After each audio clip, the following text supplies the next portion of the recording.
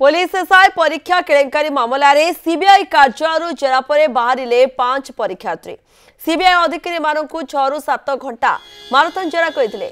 गतकाली सकाळू 2 जण को जेरा कर जिबा परे छडा जायतिला। अपराह्न 3:45 रे 4 जण परीक्षार्थी सीबीआई कार्यालय रे पहुंचिथिले। परे आउ जण परीक्षार्थी पहुंचिथिले। आज मध्ये अकिछि परीक्षार्थी सीबीआई जेरार सम्मुखीन होई पारंती। एमाने से सब आशायी जो मानकु क्राइम ब्रांच पूर्व गिरफ करथिला। पर समस्त जामिन आसिछंती। मामलार तदंत सीबीआई हाथ को गला परे अधिक तथ्य हासिल करबा पई एमानकु जेरा करा जाउछि।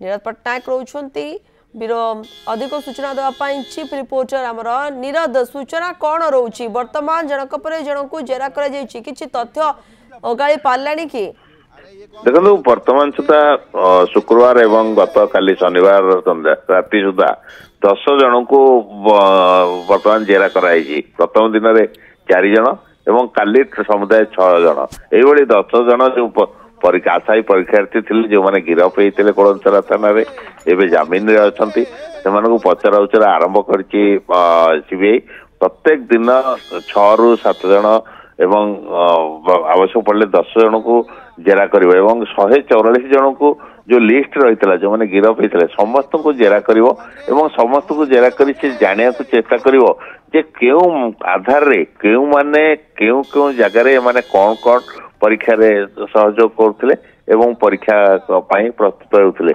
एवं बड़ कथा होची जो रही ओपीआरबी रो कई अधिकारी यही जो घोटाला रे संश्लिष्ट अछंती कि से संपर्क में मध्य जानिया को चेष्टा करुच्ची एवं शंकर पृष्टि केवल मुना महांती एवं जो गौड़ तार सहयोगी गिरफ होते ए घटना रे जो माने कि विभिन्न समय लोकों ठारू पिलांग ठारू परीक्षार्थी ठारू अर्थ नहीं कहुच्छी 32 लाख टंका लेखाए जड़े जड़े जो आशायी परीक्षार्थी थे से माने एसआई नियुक्ति पाई से माने देइथिले एवं सेमानकु नहीं जतले गाड़ी रे जाउथिले सेमानकु गिरफ करा जायतला एवं अणा जायतला ए संपर्क रे आउ को माने अछंती ताकू जानिया पई चेष्टा करा जाउची एवं जेहेतु बाहर राज्य रे मध्ये यार लिंक अछि जेंति कि दिल्ली कोंतु छत्तीसगढ़ कोंतु से सब स्थान रे मानकर कार्यालय थिला सेठी को माने मानकु सहाय्य करथिले से संपर्क रे मध्ये सीबीआई तनाघना आरंभ करछि।